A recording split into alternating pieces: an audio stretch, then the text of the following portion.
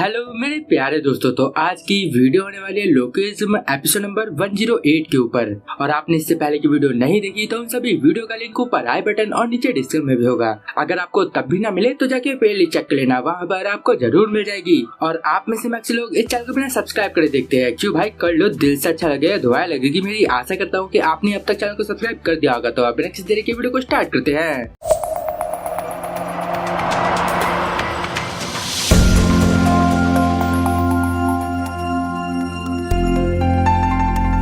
Episode की शुरुआत ठीक वहीं से होती है जहां से हमारा लास्ट एपिसोड एंड हुआ था। हम वहां पर वास्को को देखते हैं जो कि फाइटिंग पोजीशन में आ गया था, क्योंकि लास्ट एपिसोड के एंड में डैनियल ने उसे एक जोर का पंच मार दिया था। वास्को वहां पर बोल रहा था, डैनियल तुम शांत हो जाओ, लेकिन वहां पर डैनियल रोते हुए उसे बोल रहा था, तुम मेरा केला मुझे वापस करो। और वहां पर डैनियल अब दोबारा से वास्को को एक और पंच मारता है। वहां पर वास्को सोच रहा था, डैनियल नहीं, ये बहुत तेज लगने वाला है, लेकिन वास्को उस पंच को डॉज कर लेता है और अब वो डैनियल की गर्दन पे मार के सॉरी बोलता है। इससे डैनियल वहीं पर बेहोश हो जाता है। और अब घर पे हमारे हैंडसम वाले डैनियल की आंखें खुलती है। वहाँ पर बैठ के डैनियल सोच रहा था, आखिर ये मैंने क्या कर दिया, मैंने अपनी ओरिजिनल बॉडी में अपना कंट्रोल खो दिया था और मैं वहाँ पर वास्को के एक ही हमले से बेहोश हो गया। और अब डैनियल अपनी ओरिजिनल बॉडी को ढूंढने के लिए निकल जाता है और अब वो अपना फोन निकाल के वास्को को कॉल करता है और सोच रहा था, आखिर मैं वास्को को कॉल करके क्या बोलूं। और तभी वहाँ डैनियल के सामने अंधेरा छाने लगता है और वहीं दूसरी तरफ वास्को की आंखों से आंसू आ रहे थे और वो वहाँ पर जबरदस्ती डैनियल को उठा रहा था। वो उसके मुंह में केला देके बोल रहा था, डैनियल प्लीज उठ जाओ, डैनियल मुझे माफ कर दो, तुम ये केला खा सकते हो, उठो। वहाँ पर धीरे धीरे डैनियल की आंखें खुल रही थी। वहीं डैनियल सोच रहा था, वास्को ने मुझे उठा दिया और इस बार मेरी जो दूसरी बॉडी है वो सड़क पे बेहोश हो गई है। और वहाँ पर डैनियल जैसे उठता है वो वास्को से बोलता है, वास्को तुम्हें मुझे उठाना नहीं। और वैसे ही वहाँ पर डैनियल दोबारा बेहोश होने लगता है। वहाँ पर अब वो सोच रहा था, मैं बेहोश हो रहा हूँ, आखिर मेरी दूसरी बॉडी को अब कौन उठा रहा है। और अब वहाँ पर हमारा हैंडसम वाला डैनियल जागता है और वो वहाँ देखता है कि उसके सामने एक लड़की थी। वो लड़की डैनियल से बोल रही थी, एक्सक्यूज मी, क्या तुम ठीक हो, मुझे माफ करना, लेकिन तुम यहाँ अचानक से बेहोश हो गए थे।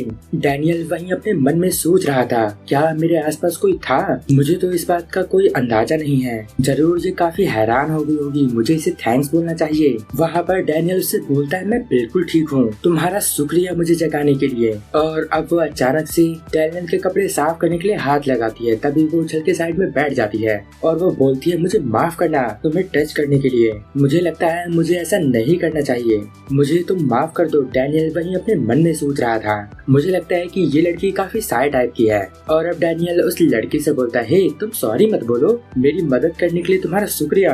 और तभी वहाँ पर वास्को डैनियल को अपने कंधे पे लेके भागता हुआ आ रहा था। वहाँ पर वो चिल्ला चिल्ला के बोल रहा था, हे डैनियल, ये छोटा डैनियल बेहोश हो गया और 119 पे भी कॉल नहीं लग रहा है। वहाँ पर डैनियल बोलता है, वास्को वो 911 है। वहीं डैनियल सोच रहा था, चलो अच्छा है ये वास्को है, नहीं तो ये 911 को कॉल करके इस डैनियल को हॉस्पिटल पहुंचा देता। और अब वहाँ पर डैनियल उस लड़की से बोलता है, तुम्हारा शुक्रिया, मैं अब बिल्कुल ठीक हूँ। वहीं पर वास्को चिल्लाते हुए बोल रहा था, मैंने इसे केला नहीं दिया और फिर ये बेहोश हो गया, मुझे लगता है कि इसे मुझे सीपीआर देना होगा। वहाँ पर डैनियल बोलता है, वास्को शांत हो जाओ, इसे कुछ भी नहीं हुआ है। वहीं पर वो लड़की डैनियल की बातें सुन के सोच रही थी, ये लड़का सच में सबसे अलग है, मुझे पता था कि ये लड़का मेरी ही तरह है, हम दोनों एक दूसरे को बहुत प्यार करते हैं। और अब हमें उस लड़की के बचपन का सीन दिखाया जाता है। वहाँ पर वो एक लड़की को बोलती है, उसका नाम था हेमिन। हे हेमिन जी, मैंने बनाया है, ये कैसा लग रहा है, मैंने इस रिंग को रिबन से बनाया है और मैंने एक सेम ऐसी रिंग तुम्हारे लिए भी बनाया है। वहाँ पर हेमिन बोलता है, तुम यहाँ से चले जाओ। और वहीं उसके बगल वाला लड़का बोल रहा था कि हेमिन को हड्डी जैसी दिखने वाली लड़की पसंद करती है। तभी हेमिन बोलता है, नहीं ये हड्डी जैसी नहीं है, ये तो मरी हुई जैसी है और तुम यहाँ से दफा हो जाओ, आगे से तुम मुझसे कभी बात मत करना। वहाँ पर हम उस लड़की का स्कूल टाइम का सीन देखते हैं जहाँ पर आसपास के लोग बात कर रहे थे, आखिर ये लड़की इतनी उदास क्यों दिख रही है, हमें ये लड़की बिल्कुल नहीं पसंद, अरे नहीं ये तो मेरे पास आके बैठ गई, ये लड़की सच में काफी अजीब है।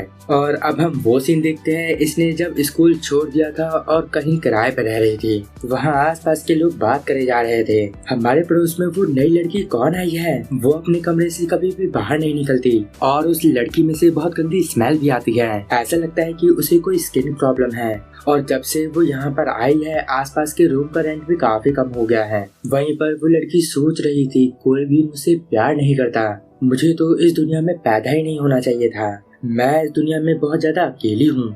और अब अगले सीन में हम पीटीजी कंपनी देखते हैं। वहाँ पर क्रिस्टल बैठी हुई थी और डेजी से बोल रही थी, हे डेजी, तुम और डैड आखिर में क्या कर रहे हो दोनों, वो मुझे कभी भी कुछ भी नहीं बताते हैं। वहाँ पर डेजी बोलता है ऐसा इस वजह से है क्योंकि तुम अपने डैड से कभी भी बात नहीं करती और ये बात मेरे को बिल्कुल भी नहीं पसंद। तो वहाँ क्रिस्टल बोलती है खैर जो भी हो, लेकिन तुम्हें कॉन्ग्रेचुलेसन, तुम अब पीटीजी कंपनी के हेड बन चुके हो, तुम तो काफी खुश दिख रहे हो। तभी डेजी बोलता है मैं खुश नहीं हूँ। तभी वहाँ पर क्रिस्टल बोलती है हे तुम खुश नहीं हो उस क्रेजी फैन की वजह से ना, मैंने सुना है कि वो काफी दिनों से यहाँ पर नहीं आई है। और वहाँ पर उस लड़की के बारे में सुन के ही डेजी काफी घबरा सा जाता है क्योंकि वो क्रेजी फैन वही लड़की थी जो कि डैनियल के पीछे पड़ी हुई है। वहाँ पर डेजी क्रिस्टल से बोलता है सिर्फ उसके बारे में सुनकर ही मेरा शरीर कांपने लगता है, वो कोई क्रेजी फैन नहीं है, वो उससे भी बढ़कर है। और अब अगले सीन में हम डैनियल का स्टोर देखते हैं। वहाँ पर डैनियल अपने स्टोर में था और बाहर बहुत तेज की बारिश हो रही थी।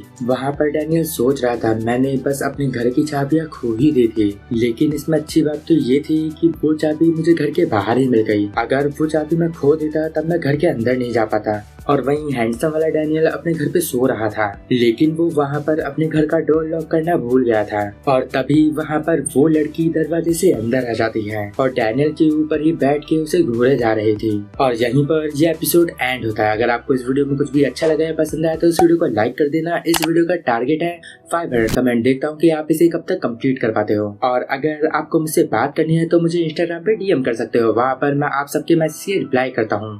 बस मुझे रील मत करना, बस आप मुझे रील सेंड मत करना, आखिर रील का क्या रिप्लाई करूँ मैं। तो अब मैं मिलूंगा आपको नेक्स्ट वीडियो में, तब तक के लिए गुड बाय, sayonara।